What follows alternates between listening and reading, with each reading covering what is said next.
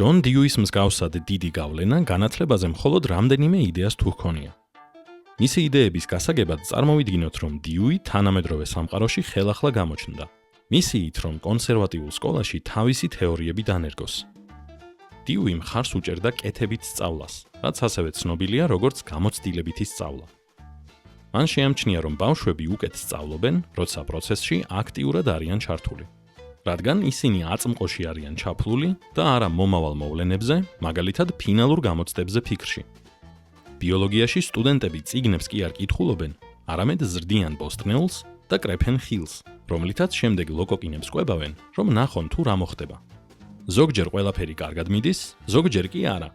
თუმცა შედეგების მიუხედავად სტუდენტები დაკვირვებებს ინიშნავენ და საინტერესო და მდიდარ დასამახსოვრებელ გამოცდილებებს იღებენ.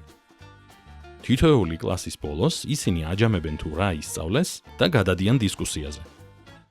დისკუსიები სტუდენტებს ისეთ დემოკრატიულ საზოგადოებაში ცხოვრებისთვის ამზადებს, სადაც გადაწყვეტილებები ლოგიკურ არგუმენტებზე უნდა იყოს დაფუძნებული.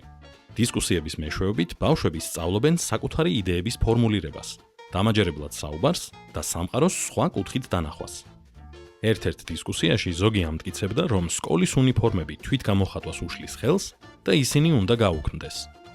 დიუი მიიჩნევდა, რომ სკოლა ბავშვებს ცხოვრებისთვის უნდა ამზადებდეს და საზოგადოებაში ინოვაციისა და რეფორმის გაჩენას უნდა ემსახურებოდეს. მან ეს სტუდენტები წაახალისა, რომ პეტიცია შეედგინათ და თავად ენახათ, შესაძლებელია თუ არა რეალური სოციალური ცვლილება. კლასები ინტერაქციულია, რადგან დიუი თვლის, რომ გარემოსთან ურთიერთობა აუცილებელია სწავლის პროცესისთვის, რადგან განათლება გამოცდილებაა, რომელიც მუდმივი ცვლილებების ქვეშ მიმდინარეობს. ცოდნის პასიური მიმღებები ამის საპირწონედ თუ რაიმეს სწავლობენ ძალიან ცოტას. პეტიციის შემადგენელი ჯგუფი თავის იდეას მასწავლებელს წარუდგენს და იწყებს დიალოგს, რომელიც აფართოვებს მათ გაგებას და ამყარებს მათ სწავლას. სწავლა ინტერდისციპლინარულია. დიუი მიიჩნევდა, რომ უწყვეტობა განსაკუთრებით მნიშვნელოვანია შემეცნებისთვის და ინტერდისციპლინარული განათლება სტუდენტებს საშუალებას აძლევს დააშენონ ცოდნა იმაზე, რაც უკვე იციან, რაც აძლიერებს მათ შემეცნებას. რასაც ისინი ბიოლოგიაში დააკვირდნენ, მათემატიკით ითვლება, ინგლისურ ენაზე იწერება და ხელოვნების დახმარებით იხატება. ეს სტუდენტებს საშუალებას აძლევს ისწავლონ, თუ როგორაა დაკავშირებული სხვადასხვა რამ ერთმანეთთან. ტვინისთვის ეს პროცესი უფრო ეფექტურია, რადგან ახალი ცოდნის ძველ გამოცდილებებთან დაკავშირება და უფრო ძლიერი გონებრივი მოდელების შექმნა შეუძლია.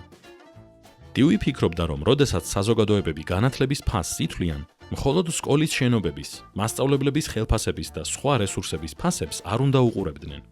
მათ ასევე უნდა გაითვალისწინონ ბავშვების მიერ ჩადებული ყოველი საათის ღირებულება.